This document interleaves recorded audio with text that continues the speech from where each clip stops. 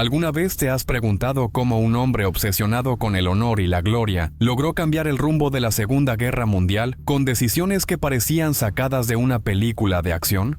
En este video vas a conocer la mente explosiva y estratégica del general George S. Patton, el comandante que no retrocedía, no dudaba y creía que la guerra era su verdadera vocación. Vamos a sumergirnos en su infancia marcada por la tradición militar, sus conflictos con superiores, sus tácticas audaces en el campo de batalla y las polémicas que casi destruyen su carrera. Pero, por encima de todo, vamos a entender qué lo hacía diferente, su visión implacable del liderazgo, el coraje y el destino.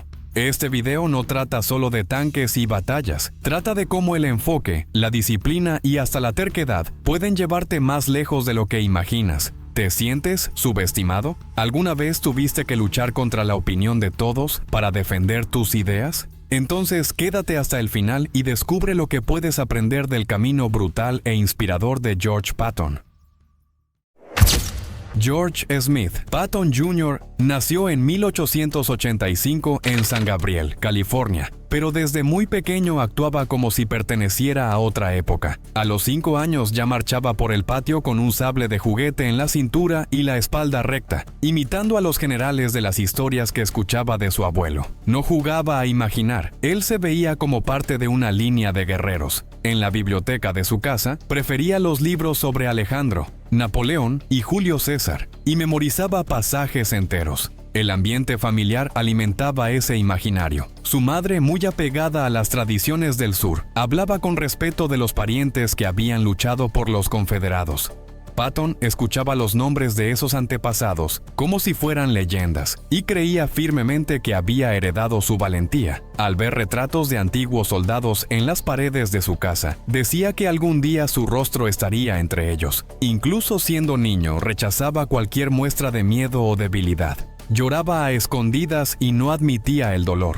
En su juventud evitaba los juegos comunes y prefería actividades que exigían esfuerzo y resistencia. Subía montañas junto a su padre, empujando sus límites físicos, y se enfadaba cuando los otros chicos se rendían. Cuando le regalaron su primer caballo, a los 7 años, lo trató como a un compañero de guerra, no como a un pasatiempo. Durante la infancia desarrolló rituales propios. Dormía con libros de historia militar al lado de la cama y escribía pequeñas notas sobre tácticas de combate. Cuando se enfrentaba a dificultades o fracasos, no aceptaba consuelo. Gritaba, golpeaba las paredes y prometía que la próxima vez ganaría. En la adolescencia, Patton ya se comportaba como un cadete antes incluso de vestir un uniforme. Sin embargo, su desempeño escolar al principio fue decepcionante, marcado por errores ortográficos simples y una gran dificultad con las matemáticas. Eso lo enfurecía. Rompía cuadernos, pateaba muebles y se encerraba en su cuarto durante horas, jurando que mejoraría. Era demasiado orgulloso para aceptar ser mediocre. Decidió entonces que ingresaría a West Point, no solo por la carrera, sino porque era el único lugar donde su identidad de guerrero podría ser validada. Estudió de forma obsesiva, con una rutina autoimpuesta de horas extra de lectura, repaso y ejercicios. Para superar sus limitaciones, contrató tutores y empezó a recitar fórmulas en voz alta mientras montaba a caballo o practicaba esgrima. Al ser aceptado, no sintió alegría, sino alivio. Era como si por fin estuviera pisando el camino que sentía destinado a seguir desde su nacimiento. La rutina en West Point no suavizó su rigidez personal, al contrario, la intensificó.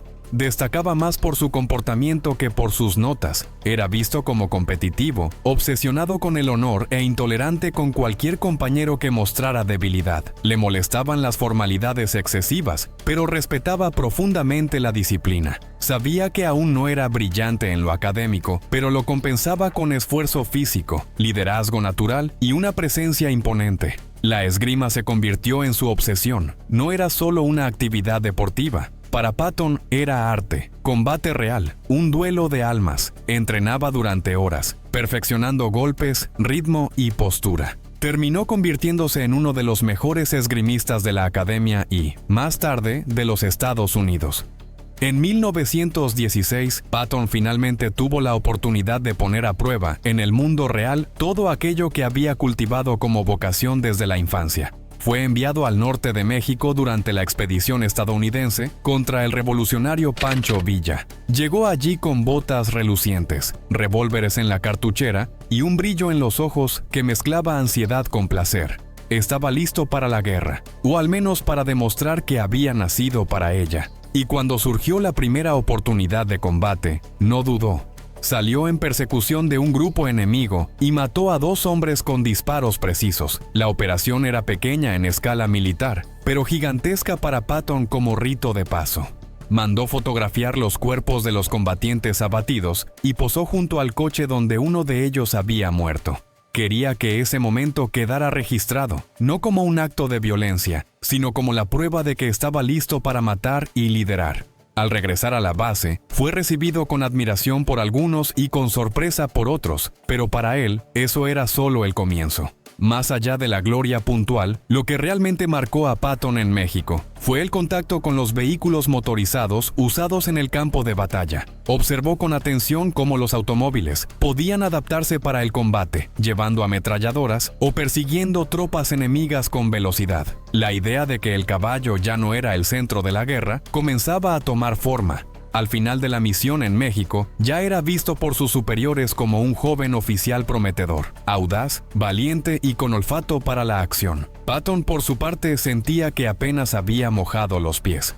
Cuando Estados Unidos entró en la Primera Guerra Mundial, Patton no quería quedarse atrás. Se ofreció para unirse al recién creado Cuerpo de Tanques, una unidad experimental que pocos tomaban en serio. Pero Patton veía en eso el futuro de la guerra. Se sumergió en el estudio de las máquinas, visitó instalaciones francesas e incluso diseñó personalmente el esquema de los campos de entrenamiento. En el frente francés, Patton asumió el mando de una unidad de tanques con un entusiasmo casi juvenil.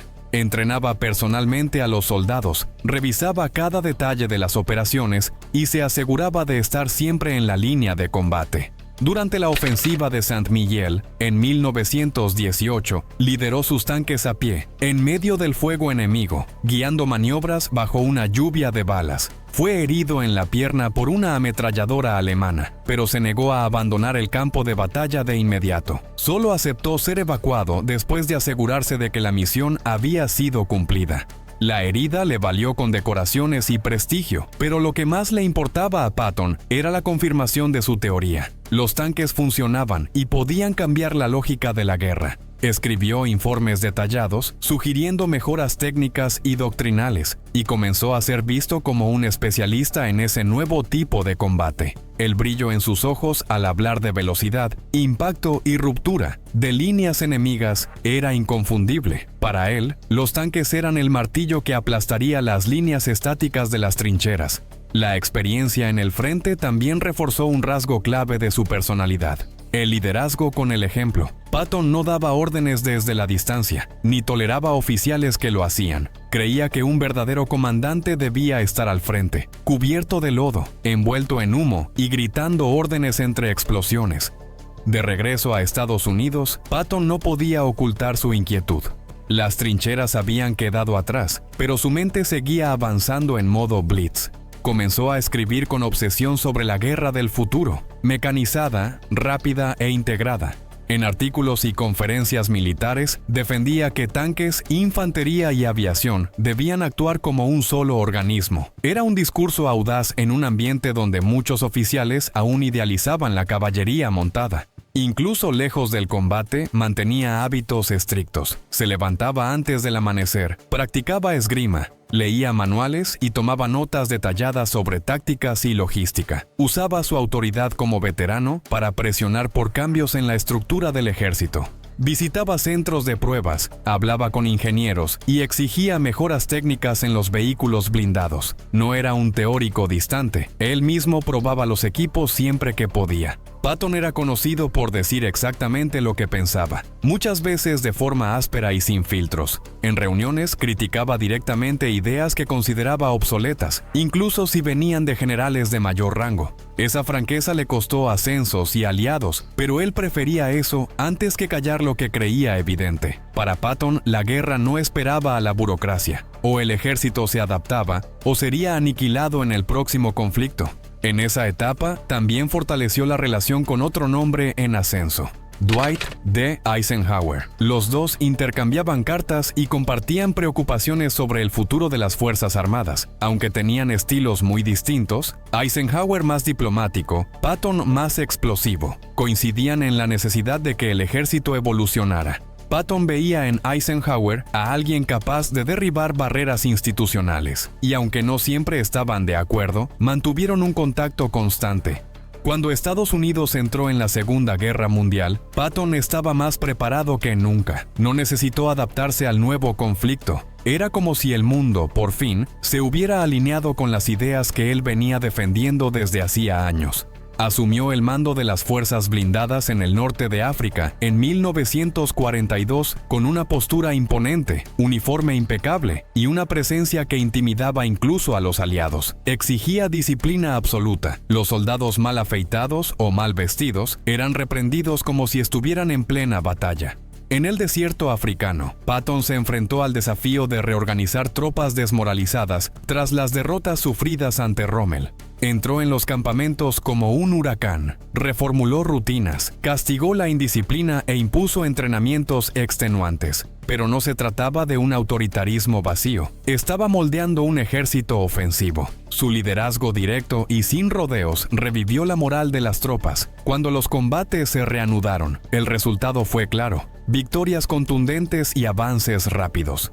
Su actuación en la invasión de Sicilia en 1943 consolidó aún más esa imagen. Patton movió sus fuerzas con una velocidad impresionante, esquivando obstáculos y superando incluso a los propios aliados británicos en tiempo y eficacia. Pero los resultados eran innegables. Las ciudades eran liberadas, las líneas enemigas rotas. Operaba como un general de la antigüedad, con un sentido táctico agudo y un carisma feroz. En agosto de 1943, durante una visita a un hospital de campaña en Sicilia, Patton protagonizó uno de los episodios más controvertidos de su carrera. Al encontrarse con un joven soldado que lloraba y temblaba, diagnosticado con fatiga de combate, Patton reaccionó con furia. Le gritó, lo llamó cobarde y le dio una bofetada con fuerza frente a todos. Al día siguiente, hizo lo mismo con otro soldado en una situación similar. El incidente fue silenciado al principio, pero pronto llegó al alto mando. Eisenhower, preocupado por la imagen del ejército y por la moral de las tropas, ordenó que Patton se disculpara personalmente con los soldados y con el personal médico presente. Patton obedeció, pero sin convicción. Consideraba aquella orden una humillación y seguía creyendo que la guerra requería hombres duros y sin titubeos. La prensa estadounidense recibió la noticia meses después, y la reacción fue inmediata. Periodistas, políticos y la opinión pública se dividieron. Algunos condenaban a Patton por su brutalidad, otros lo defendían como un héroe castigado por decir verdades incómodas. Llegaban cartas al gobierno exigiendo su destitución, mientras que otras pedían su ascenso. El general, por su parte, sintió el golpe. Por primera vez, no eran sus acciones en el campo de batalla lo que estaba en juicio, sino su carácter. Mientras tanto, los aliados aprovecharon su fama para confundir al enemigo. Patton fue apartado de los frentes principales, pero puesto al mando de un ejército ficticio en el Reino Unido, parte de la operación de desinformación que precedió al día D. Los alemanes creían que Patton lideraría la invasión de Normandía, lo que ayudó a asegurar el éxito de la operación real. Irónicamente, incluso lejos de la guerra real, seguía siendo un arma estratégica. En 1944, Patton regresó al frente al mando del Tercer Ejército de los Estados Unidos, poco después del día D. Su retorno no fue anunciado con fanfarria, pero entre bastidores, los altos mandos sabían que era una pieza clave para la próxima fase de la guerra. Al asumir el nuevo ejército, impuso de inmediato su estilo: entrenamientos intensivos, exigencia de uniformes impecables y discursos encendidos. No quería solo soldados preparados, quería guerreros con espíritu ofensivo. El avance por el interior de Francia fue tan rápido que sorprendió incluso al alto mando aliado. En pocos días, Patton y sus tanques atravesaron el territorio enemigo como una avalancha, cortando líneas de suministro y liberando ciudad tras ciudad. No se trataba solo de cantidad de tropas o poder de fuego, era la manera en que lo movía todo con una precisión agresiva. Mientras otros generales dudaban, Patton avanzaba. Durante la Batalla de las Ardenas, a finales de 1944, su liderazgo fue puesto a prueba de forma dramática. Con las fuerzas aliadas sorprendidas por una contraofensiva alemana en pleno invierno, Patton reaccionó como pocos podrían hacerlo. En apenas 48 horas, redirigió todo el eje de su ofensiva, maniobró divisiones enteras bajo intensas nevadas y rompió el cerco en la ciudad de Bastogne. La operación fue considerada una de las más rápidas y audaces de toda la guerra. Aunque seguía siendo temperamental y provocador, Patton ahora entendía que cualquier error público podía costarle la carrera. Empezó a medir sus palabras, pero nunca sus acciones. Mantuvo su estilo imponente. Casco reluciente, pistolas con empuñadura de marfil y una voz de mando incluso en reuniones logísticas. Cada gesto era una afirmación de identidad. Para sus subordinados eso no era vanidad, era la armadura emocional de un líder que se negaba a mostrar debilidad. Al final de la campaña en Europa Occidental, el Tercer Ejército había liberado más de 80,000 kilómetros cuadrados y capturado cerca de 750,000 prisioneros. Patton estaba en el punto más alto de su eficacia militar, operando con la confianza de un hombre que había vencido más que batallas. Había superado el juicio público, la desconfianza de sus superiores y el paso del tiempo. Con el fin de los combates en Europa, Patton no bajó el ritmo, ni el tono. Comenzó a expresar opiniones cada vez más duras sobre los soviéticos, llamándolos enemigos disfrazados y sugiriendo que los aliados deberían continuar la guerra, esta vez contra el comunismo. Sus palabras causaron incomodidad inmediata. Mientras los demás generales celebraban la victoria y hablaban de reconstrucción, Patton seguía pensando en ofensivas y enemigos por eliminar. Estas declaraciones no quedaron en privado. Patton daba entrevistas en las que criticaba abiertamente a los soviéticos y afirmaba que Estados Unidos estaba siendo ingenuo al confiar en ellos. También se opuso a la política de desnazificación en Alemania, argumentando que muchos exoficiales alemanes serían más útiles manteniéndose en sus cargos que siendo castigados. Estas posturas lo pusieron en un conflicto directo con Washington. El roce no se limitaba a los soviéticos. Patton también criticaba con amargura creciente a sus propios aliados, especialmente al mariscal británico Sepa Bernard Montgomery. La rivalidad iniciada en Sicilia resurgió con fuerza tras el fin de la guerra. Acusaba a los británicos de arrogancia estratégica y de querer llevarse méritos que no habían ganado. Patton no escondía su frustración ante los juegos de vanidad y diplomacia que dominaban el escenario del posguerra. Ante ese comportamiento, Eisenhower, ya convertido en una figura política de alcance global, tuvo que intervenir. Patton fue destituido del mando militar en Baviera y trasladado a un cargo administrativo simbólico, lejos de cualquier decisión relevante. Para el general, aquello fue como una condena al exilio. Empezó a escribir cartas cargadas de ironía, a criticar abiertamente al alto mando estadounidense y a decir que lo estaban silenciando por decir verdades incómodas. En diciembre de 1945, George Patton sufrió un accidente automovilístico mientras viajaba por las carreteras de la Alemania ocupada. Se dirigía a una cacería, una de sus pocas distracciones fuera de la vida militar. El vehículo en el que viajaba chocó con un camión militar durante una maniobra mal calculada. Patton, que iba en el asiento trasero, fue el único gravemente herido. Se rompió el cuello y quedó paralizado del cuello hacia abajo. Durante los días siguientes, Patton permaneció consciente, pero inquieto. Pedía informes militares, preguntaba por reorganizaciones estratégicas y hacía bromas sarcásticas con los médicos. Pero detrás del humor se notaba la frustración. La peor tortura para él no era el dolor físico, sino la impotencia. Saber que jamás volvería a comandar tropas en el campo de batalla lo consumía. Les confesó a amigos cercanos que, si no podía luchar, prefería morir. Y en efecto, el 21 de diciembre, tras 12 días de agonía, Patton falleció a los 60 años. La versión oficial del accidente nunca fue cuestionada públicamente por el gobierno estadounidense, pero la forma repentina del hecho y su simbolismo alimentaron teorías conspirativas. Algunos creen que Patton fue eliminado deliberadamente por sus críticas a los soviéticos y al alto mando estadounidense. Otros sugieren que la KGB pudo haber estado involucrada, basándose en documentos y testimonios que surgieron décadas más tarde. Nunca se probó nada, pero el misterio persiste, alimentado por la personalidad explosiva y las enemistades que Patton cultivó hasta el final. El funeral fue discreto, pero cargado de símbolos. Patton fue enterrado en el cementerio militar estadounidense de Ham, en Luxemburgo, junto a los soldados que habían muerto bajo su mando en la batalla de las Ardenas. Era su deseo. Quería descansar entre los hombres comunes a los que tanto valoraba. No hubo pompa exagerada ni discursos grandilocuentes, solo la presencia solemne de militares, el eco de disparos ceremoniales y el silencio pesado de una ausencia irreemplazable. La muerte de Patton marcó el fin de una era. Con él se apagaba el último gran comandante de la guerra que todavía hablaba como un guerrero de la antigüedad. George Patton fue un general que cruzó 2 guerras mundiales con el mismo estilo con el que cruzaba los campos de batalla, sin frenos, sin filtros y con una fe ciega en su misión. Idolatrado por unos, detestado por otros, personificaba la guerra como espectáculo, como destino y como religión personal. Su legado todavía resuena en academias militares, libros de historia e incluso en doctrinas modernas de guerra mecanizada.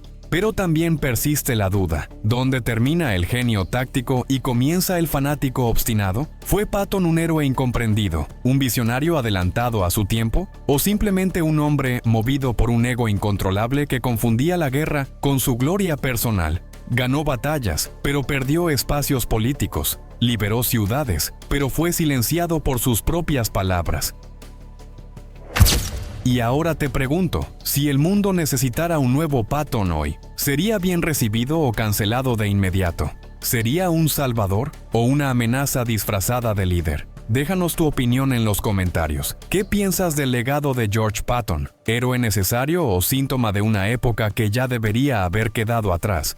Y claro, suscríbete al canal y activa las notificaciones para seguir explorando las historias más intensas, polémicas y sorprendentes de la historia militar y política mundial. Porque si no te suscribes, te vas a perder muchas cosas que nadie más se atreve a contar con esta profundidad.